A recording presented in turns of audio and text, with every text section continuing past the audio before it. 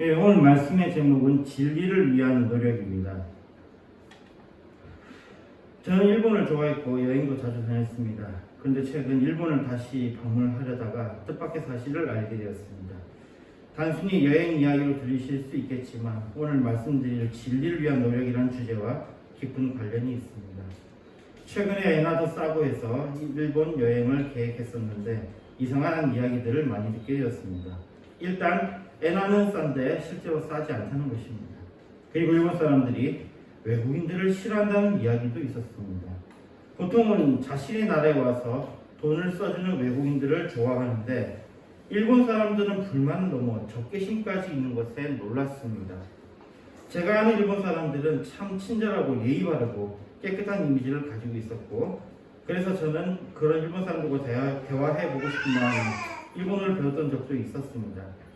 다른 나라 언어를 공부하는 것은 많은 노력을 들여야 합니다. 이와 함께 시간도 들여야 하고 끈기 있게 공부해야 하기에 보통의 각오로 접근할 수 있는 것이 아닙니다. 그럼에도 불구하고 제가 일본어를 공부했던 것은 처음 일본을 방문했을 때 그것이 후쿠오카였는데요. 영어로 말을 걸었는데 영어로 대답해 주는 분들이 거의 없었습니다. 계속 여행을 해봐도 영어가 통하지 않더군요.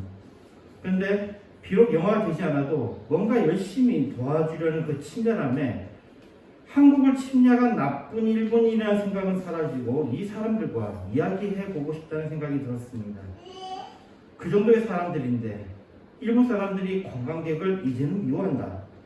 뭔가 잘못된 것들이 있지 않을까 생각하게 되었습니다.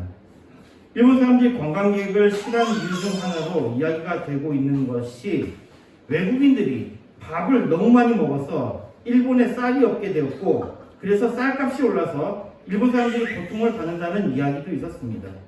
뭐 말도 안 되는 소리라고 생각을 했는데 실제로 데이터를 보니 2025년 5월 기준으로 해서요, 일본의 쌀 소매가가 5kg당 평균 42,680엔, 우리 돈으로 4,268엔이니까 우리 돈으로 한 41,100원 정도로 되어 있는데 1년 전에 2배로 급등한 겁니다. 이 우리나라 거하고 잠깐 비교해보면 우리나라는 쌀 20kg가 싸게 사면 5만원에 살 수 있잖아요. 그러니까 5kg에 해당한다 그러면 그 중에 4분의 1 정도니까 우리는 12,500원, 13,000원에 살 수 있는 것을 여기는 지금 4만원을 줘야 된다는 거예요. 그리고 진짜로 이런 이야기도 있더군요. 쌀 가격 급등 초기인 2024년 5월부터 일본 언론 등에서 외국인 관광객이 일본에서 쌀을 너무 많이 먹어서 그렇다고 그런 주장이 있었습니다. 이것은 SNS, 인터넷 커뮤니티에도 급속도로 퍼졌고, 거기다 일부 지역 농업인 소매업체 업자들도 이런 이야기를 터뜨렸습니다. 더한 것은 다름 아닌 일본 정부에서도 은근히 조장하는 움직임이 있었다는 것입니다.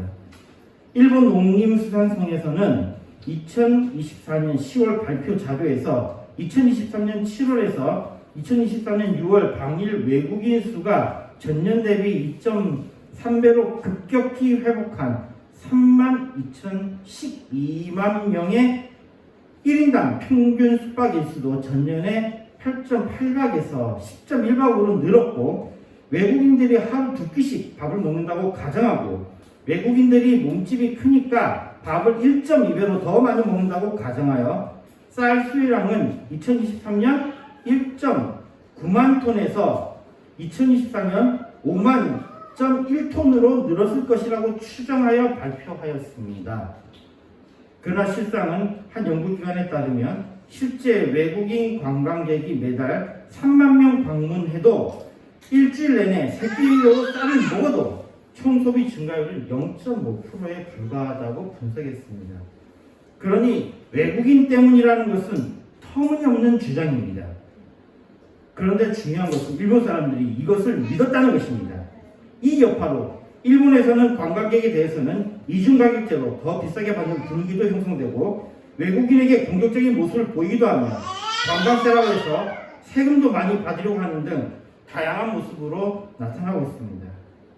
최근 5월 21일 이시바 시게루 일본 총리는 쌀 관련 발언으로 여론의 비판을 받은 에도 다쿠 농림수산상을 21일 경질했습니다. 그는 지난 18일 사가현에서 열린 집권자민당 정치자금 행사에서 비축미와 관련해 발언하다가 이 사람이 저는 쌀을 산 적이 없습니다.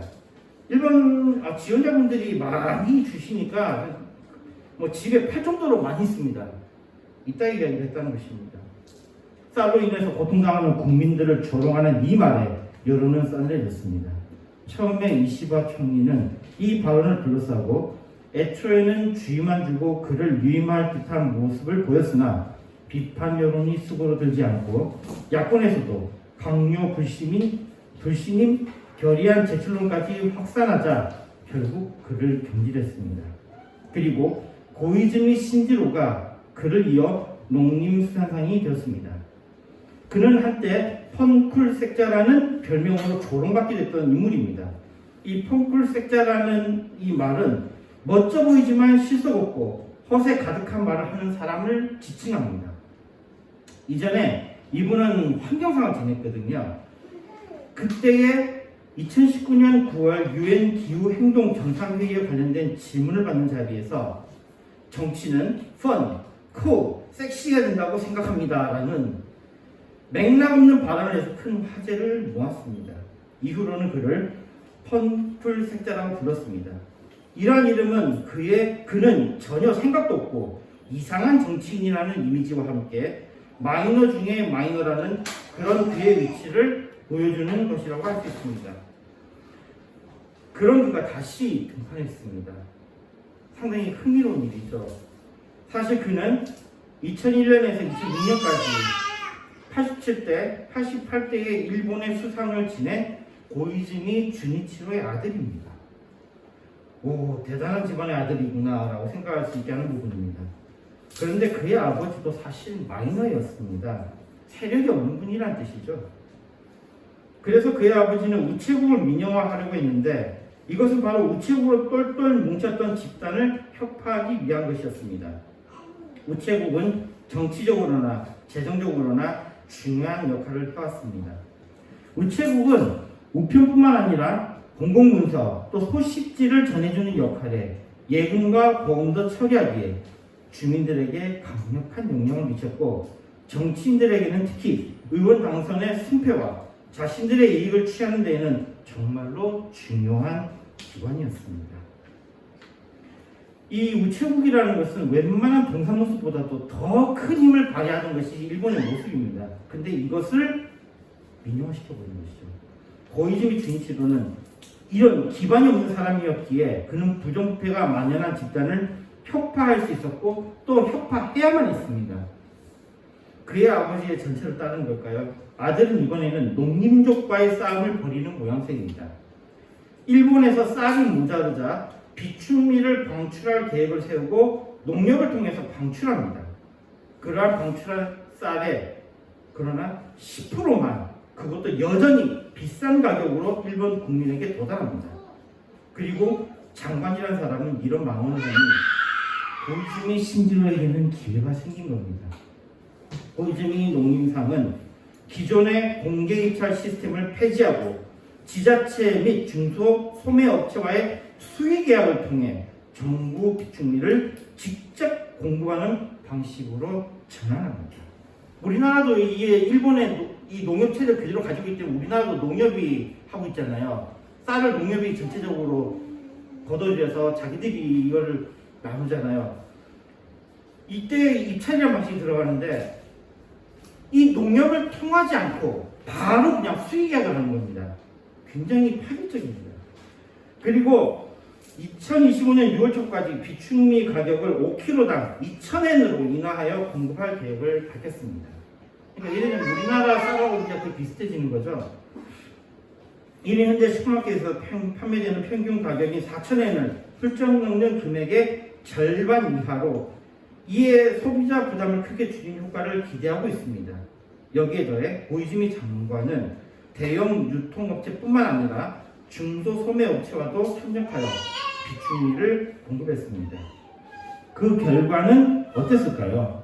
일본에 가보면 돈키호테라는 그냥 우리가 가는 이런 상점이 있습니다. 돈키호테에서 쌀을 팝니다. 그리고 인터넷 업체인 라쿠텐에서 쌀을 팝니다. 이런 것까지 동원해서 정말로 5kg당 1,700엔에서 2,000엔대의 가격으로 비축미가 지금 판매되고 있습니다. 일본 국민들은 이제 뭐가 문제인지를 알게 될 수 있는 상황입니다. 쌀이 비쌌던 주요 원인은 물론 생산량 감소도 있지만 소위 말하는 농림족이 있었던 것입니다.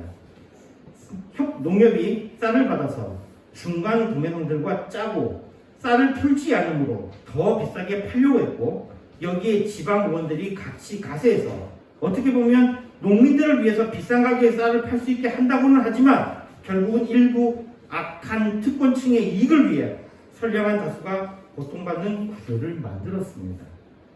농협과 중간 상인들, 국회의원들이 족을 이루어 이 농민족이 강력하게 국민들을 우러나고 그들을 심지어는 굶게 만들었습니다. 여전히 농민족들은 방해하고 있습니다. 쌀이 그래도 캔 같은 것에 비하면 싸지 않냐? 이따위 이야기를 하고 있습니다. 농협에서요. 또 비축미는 가축이나 먹는 것이라고, 가축이나 먹는 것을 판다고 이런 식으로 계속 방해를 합니다. 대놓고 모리야마 히로시 같은 자민당 간사장 같은 사람은 고이즈미 장관의 쌀 정책에 대해 공개적으로 반대하며 일본의 농업 자금률을 유지해야 된다는 주장을 합니다. 일본 농업 협동조합은 고이즈미 장관의 계약이 이 농협의 전통적인 역할과 수익 구조를 위협한다고 짜증을 내며 자신들의 기득권과 이익을 위해서 이에 대한 반대 입장을 지속적으로 표명하고 있습니다. 농민족들은 거기다 비축미는 곧 바닥날 것이라고 우롱합니다. 그랬더니 이번에 고이즈미 대신은 이렇게 대응합니다. 외국에서 수입하겠다. 아주 간단하게 이야기합니다. 농민족을 통해서 표를 얻어야 하는 의원들은, 이들을 통해서 돈을 받아야 하는 의원들과 세력들은 표면적으로는 농민을 위하는 척하지만 실제로는 자신들의 특권층만의 이익을 위해서 지금 고이즈미와의 전쟁 아닌 전쟁을 벌이고 있습니다. 진리가 가려질 때 대중은 쉽게 거짓을 믿습니다. 그리고 진리를 말하는 자는 핍박받습니다. 많은 사람들이 그 거짓으로 결국은 어려움에 처하게 될 것입니다. 어떻습니까? 누군가는 진리를 밝혀내기 위해 싸워야 할까요? 이런 이야기를 장황히 한 것에는 바로 여기에 진리라는 것의 모습이 있기 때문입니다. 우리는 진리라는 것을 알고 있다고 믿고 있습니다. 그러나 실제로는 모르는 경우가 태반입니다. 일본 사람들이 외국인에 대해서 태도를 바꾼 것에는 쌀값의 영향이 크다고 보는데 이들은 정말로 외국인들 때문에 쌀값이 올랐다고 믿고 있었습니다. 그러나 사실은 부패한 정치, 부패한 상인들, 부패한 권력자들에 의해서 착취당하고 있었던 것입니다. 그게 진리였습니다. 그리고 더 심각한 것은 누군가가 당신들은 속고 있습니다 라고 하면 그 사람을 핍박하는 것입니다. 진리를 전한 사람을 외면하고 심지어는 공격까지 한다는 것입니다. 외국인이 쌀을 너무 많이 먹어서 쌀값이 올랐다. 이것을 일본 사람들이 믿고 있었다니 참 어리석다는 생각이 듭니다. 진리를 위한 노력이 있었다면, 진리를 알기 위해서 열심히 노력하고 좀 더 빨리 진리를 알았다면 쌀값은 더 빨리 떨어졌을 것이고 덜 고통당했을 텐데요. 진리를 알지 못하고 계속 착취당하고 고통당하고 심지어는 선진국이라고 하면서 굶는 사람까지 나오고 있으니 그렇습니다. 진리를 알면 고통의 본질을 볼 수 있고 문제 해결 방향도 보이기 시작합니다. 그런 걸로 인해 문제의 많은 부분을 해결할 수 있게 됩니다. 정말로 생각해 볼 문제입니다. 오늘 본문 말씀 봅시다. 요한복음 8장 31절 32절에 그러므로 예수께서 자기를 믿는 유대인들에게 이르시되 너희가 내 말에 거하면 참 내 제자가 되고 진리를 알지니 진리가 너희를 자유케 하리라 하고 말씀합니다. 진리가 우리의 문제를 해결해 준다는 말씀입니다. 이 말씀에서 생각해 볼 것은 진리를 알기 위해 우리의 노력이 필요한지에 대한 것입니다. 이걸 분석하기 위해서 일단 헬라어문을 봅시다.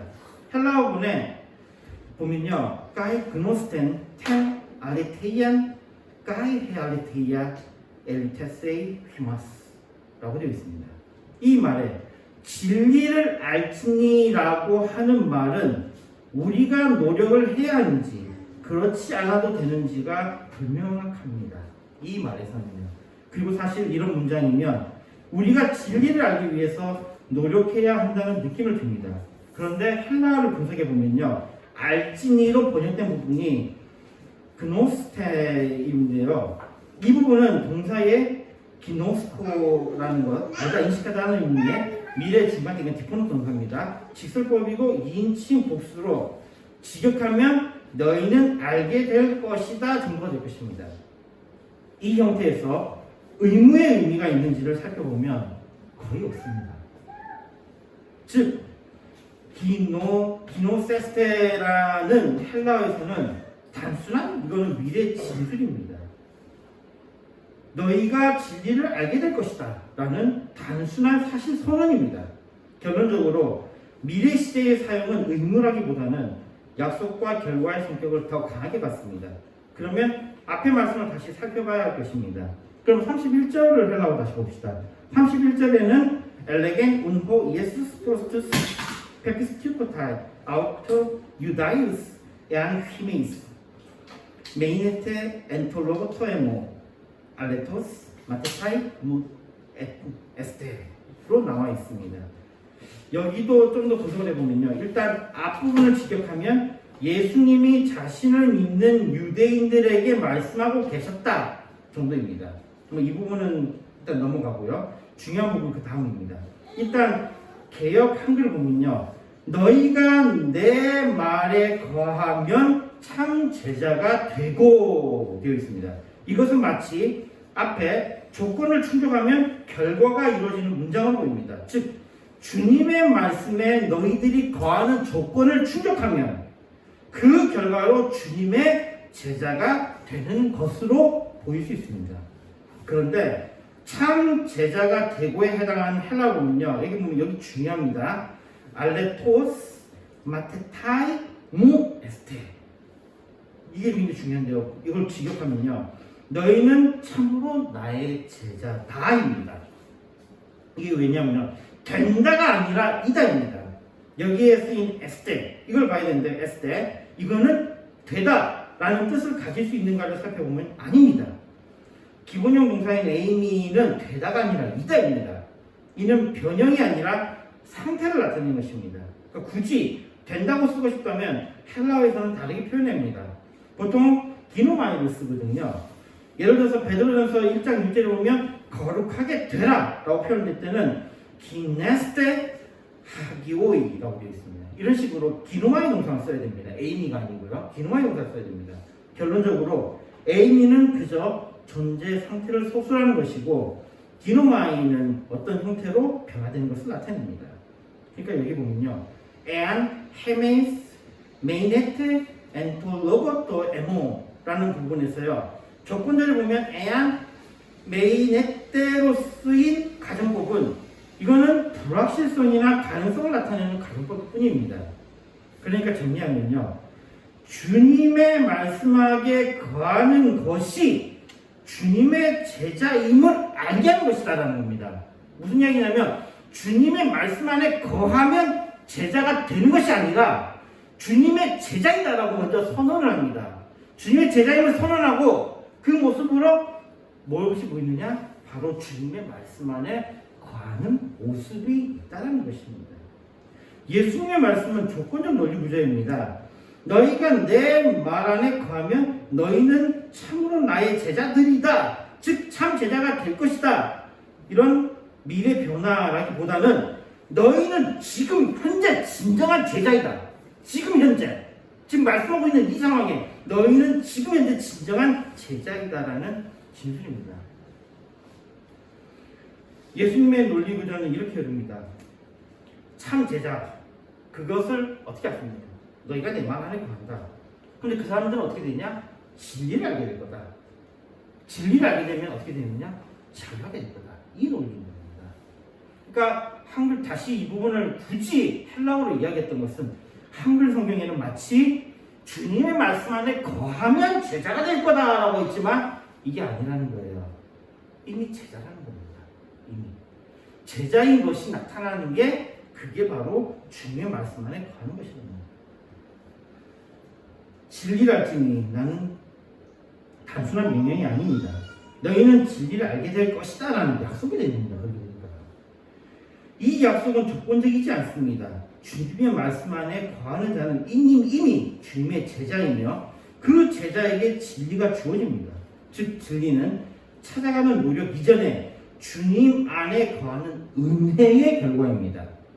조건의 성취 여부에 따라 제자가 되는 것이 아니라 이미 제자된 자가 그 열매로 말씀 안에 거한다는 사실을 드러내는 표현입니다. 이 흐름에서 진리를 알게 되면 조건의 결과로 주어지는 은혜이지 노력으로 이루어야 할 의무가 아닙니다. 오늘 말씀의 제목이 진리를 위한 노력인데 지금까지의 말씀에 따르면 노력이 의미 없는 것이 아닌지 의심이 되지 않습니까? 그러나 말씀을 분석해 보면요, 진리를 아는 것은 은혜로 주어진 결과이지 인간의 이성이나 노력의 결실이 아닙니다. 거기다 진리를 아는 것은 어떤 변화되는 과정도 아니고 우리에게 참 제자가 되라고 하시는 것이 아니라 오히려 너희는 참 제자다라고 선언하시는 겁니다. 주님의 제자라고 선언이 먼저입니다. 즉 택하심이 먼저라는 겁니다. 그 택하심을 받은 자들은 말씀 안에 거하며 살고 있습니다. 그리고 그 택하심을 받은 제자는 진리를 알게 될 것입니다. 그 진리는 또한 자유하게 할 것입니다. 그런데 흥미로운 부분이 뒤에 말씀에 나옵니다. 요한복음 8장 33절에 말씀합니다. 저희가 대답하되 우리가 아브라함의 자손이라 남의 종이 된 적이 없거늘 어찌하여 우리가 자유케 되리라 하느냐. 이 말씀하신 예수님께 사람들은 오히려 반문합니다. 자신들은 종이 된 적이 없는데 왜 자유가 필요하냐고 반문합니다. 이들은 자유해야 하는 이유를 모르고 있었습니다. 이 예수님은 대답하십니다. 34절입니다. 예수께서 대답하시되 진실로 진실로 너에게 이르노니 죄를 범하는 자마다 죄의 종이라. 죄를 범하는 자는 죄의 종이라는 것입니다. 그럼 또 이렇게 하겠죠. 죄의 종이라니 저는 죄를 지은 적이 없습니다 라고 말할 수 있는 사람이 나올지도 모릅니다. 그러나 이렇게 말할 수 있는 사람은 아무도 없습니다. 그들이 죄인이라는 증거는 바로 그들과 그 증거가 항상 그들과 함께하기 때문입니다. 로마서 6장 23절에 죄의 삭슨 사망이요 하나님의 영생은 그리스도 예수 우리 주 안에 있는 영생이라고 말씀합니다. 죄의 종이 아닌 사람은 죽음이 함께하지 않을 것입니다. 자 보십시오. 죽음이 함께하지 않는 사람이 있습니까? 없습니다. 그러니 모두가 죄의 종이 맞습니다. 그러기에 36절의 말씀은 모두에게 필요한 것입니다. 그러므로 아들이 너희를 자유케 하면 너희가 참으로 자유하리라. 다시 노력을 다뤄보겠습니다. 우리는 진리를 알기 위해 노력하는 것이 아니라 진리를 알게 되는 것은 은혜라고 했습니다. 그런데 우리에게 노력해야 하는 이유가 있습니다. 죄악으로 인해서 우리가 죄의 종이기에 우리는 전적으로 무능하며 전적으로 무지합니다. 이게 굉장히 중요합니다. 우리는 죄악으로 인해서 전적으로 무능하고 전적으로 무지합니다. 여자물 일부 사람들이 진리를 알고자 하는 노력을 하지 않아서 쌀값의 폭등이 외국인들이 밥을 먹는 것 때문에 그로부터 기인했다는 등의 말에 섞여 있다고 했습니다. 그러나 폭리를 취하라는 농민족 같은 진짜 쌀값을 끌어올리는 이유를 알았더라면, 진리를 알았더라면 그렇게 오랫동안 고통당하지도 않았을 것이고 필요 이상으로 무고한 외국인을, 무고한 타인을 미워하지도 않았을 것입니다. 그들이 진리를 위해 노력을 했다면요. 그런데 이 말을 좀 다시 생각할 필요가 있습니다. 사실 진리를 위해서 인간은 원래 노력을 못합니다. 이 부분이 중요합니다. 그러니까 일본 사람들이 노력을 안 해서가 아니고 원래 못하는 거예요. 인간은 원래 노력을 못합니다. 그러니까 노력을 안 한 일본 사람을 탓하는 것은 그렇게 정당한 것은 아니라는 말입니다. 확실히 속인 자들은 나쁜 자들입니다. 그러나 속은 자들은 사실 그들이 노력해서 될 문제는 아닙니다. 그러나 그럼에도 노력했어야 합니다. 모순적인 주장이죠. 바로 이 부분이 우리의 진리를 위한 노력이 의미 있게 되는 지점이 됩니다. 하나님은 우리에게 이미 빛을 비추셨습니다. 모든 사람들에게 빛을 비추셨습니다. 그 가운데 어떤 사람은 더 큰 은혜를 입어 하나님의 선택을 받았습니다. 하나님의 선택을 받은 사람은 그런데 반드시 그들의 태도에 변화가 있습니다. 자, 다시 말씀을 보면요. 제자인 사람은 주님의 말씀 안에 거하는 모습을 나타낸다고 했습니다. 은혜 받은 사람들은 반드시 진리를 추구합니다. 즉, 은혜 받은 사람은, 택하심을 받은 사람은 그 모습이 노력하는 모습으로 나타난다는 것입니다. 그리고 인간이 진리를 위해 할 수 있는 것은 본질적으로 하나님께 의지하는 믿음의 자세입니다. 또 하나님의 은혜에 대한 순종과 신뢰입니다. 그래서 오히려 칼빈은 기독교 강요에서 하나님의 은혜는 인간의 노력과 무관하지 않으며 오히려 사람을 게으르게 하지 않고 말씀에 순종하는 열심으로 이끈다고 말합니다. 인간은 스스로 진리를 찾아내는 능력이 없지만 하나님의 말씀에 의지하고 순종하는 자세를 취하는 것은 가능합니다. 인간이 자신이 죄라는 것을 고백하고 회개하는 것은 가능합니다. 그러나 문제는 어떤 사람은 자신이 죄인지조차 모를 수 있다는 것입니다. 그래서 오직 은혜를 입은 사람만이 죄인임을 알게 되고 회개합니다. 그리고 하나님 은혜에 대해 응답합니다. 그러므로 오히려 이렇게 말씀드리겠습니다. 물론 성경적이냐를 따지면 쉽지 않다는 것에 이렇게 정리하겠습니다. 노력하는 사람은 진리를 찾는 사람은 하나님의 택하심을 받을 사람일 수 있다. 하나님의 은혜를 입은 사람일 수 있다. 말씀 읽겠습니다. 일본의 지금 쌀값의 폭등은 지금까지의 고이즈미 대신에 행보를 보았을 때 농민족이라 하는 사람들의 악행에서 비롯된 것 같아 보입니다. 농협이라는 거대 조직의 악한 자들이 수요와 공급 법칙 같은 것을 운운하면서 더 많은 사람들이 쌀을 원하니 그것을 비축해 뒀다가 더 큰 차익을 얻으려고 하고 매매업자들은 이것에 동조하고 의원들을 비롯한 정치인들은 국민의 이익이 아니라 특정인들의 이익을 대변함으로 선진국에서 굶는 사람이 나오는 끔찍한 결과를 만들어냈습니다. 거기다 무지한 국민들은 엉뚱한 것에서 원인을 찾아 심지어는 외국인들, 관광객들에게 비난과 폭력성을 보이고 그러면서도 다시 반성하지 않으므로 진리를 드러내지 않고 계속 숨어 정작 악인들은 부당한 이익을 취하고 명예와 권력을 누리며 사람들을 조롱해 왔습니다. 농민족의 악행에 대해서 그 진리를 빨리 알았다면 문제를 좀 더 빨리 해결하고 덜 굶고 덜 고통당했을지도 모릅니다. 이렇듯 인간의 일상적인 삶에서도 진리를 알면 많은 문제를 해결할 수 있습니다. 악한 자들은 진리에 접근하지 못하게 합니다. 자신들이 원하는 것을 얻기 위해서입니다. 그리고 자신들은 비난을 피하기 위해서 그 진리를 왜곡해서 다른 곳에서 이유를 찾게 합니다. 이에 대항해서 진리를 위한 노력이 정말로 필요한 것입니다. 우리는 죄로 인해서 전적으로 무능하고 전적으로 무지합니다. 그래서 설령 우리가 노력을 한다 하더라도 그 노력은 반드시 헛된 것이 될 것입니다. 그러나 하나님은 우리에게 조명하셨고 우리에게 은혜를 베푸셨습니다. 그래서 우리의 노력이 의미 없는 노력이 아닌 의미 있는 노력이 되게 하셨습니다. 우리가 노력할 것은 주님을 전적으로 의지하는 것입니다. 우리가 노력할 것은 말씀을 통해 하나님의 뜻을 알아가는 것입니다. 우리가 노력할 것은 하나님께 기도하며 함께하는 것입니다. 우리가 노력할 것은 우리가 죄인임을 고백하며 겸손히 주님께 순종하는 삶을 사는 것입니다. 은혜 받은 사람은 그 모습이 반드시 나타납니다. 그 모습은 진리를 위해서 노력하는 것입니다.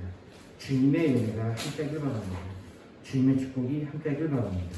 진리는 우리를 자유케 할 것입니다. 갈라디아서 5장 22절에서 23절의 말씀입니다.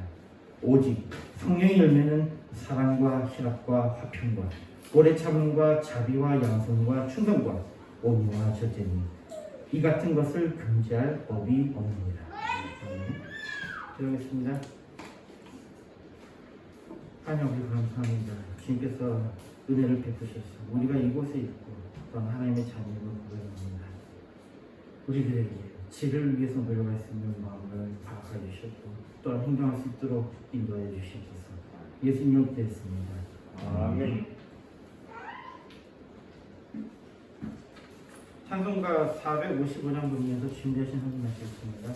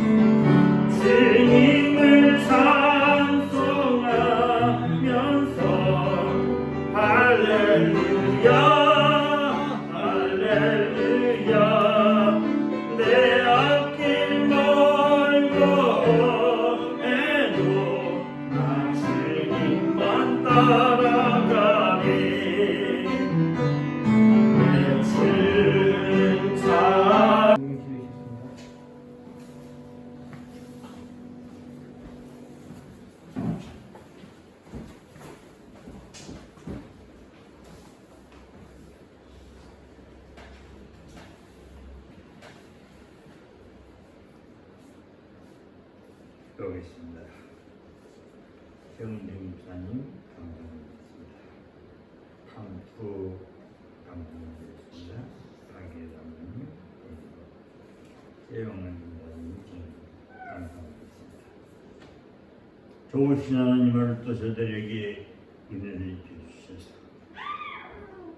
살아있는 말씀, 진리의 말씀, 생명의 말씀,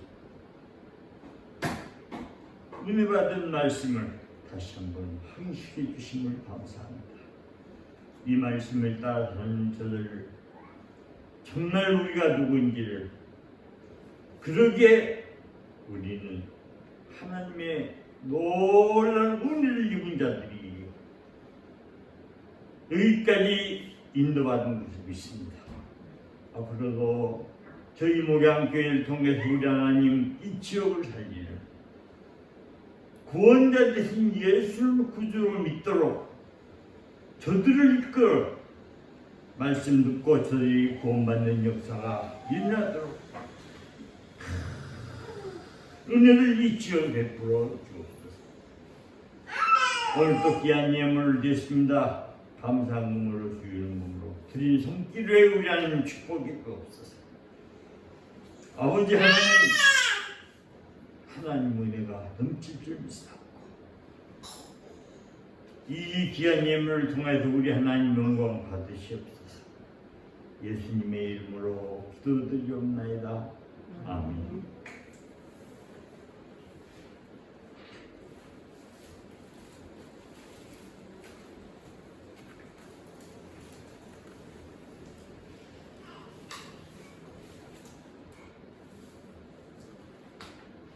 찬송가 2장입니다.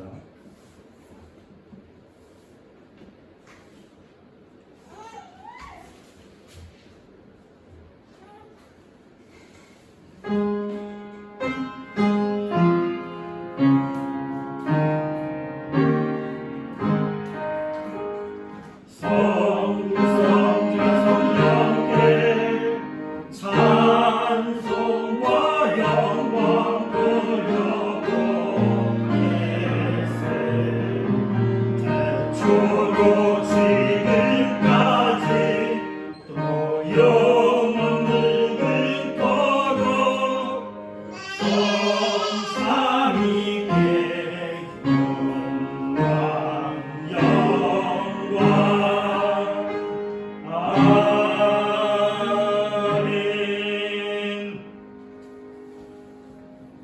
우리 우주 예수 그리스도의 은혜와 그 크신 하나님의 사랑과 성령님의 교통하심, 오늘 예배드리는 목양계 사랑의 성도들의 머리 위에와 가정 위에와 하는 일 위에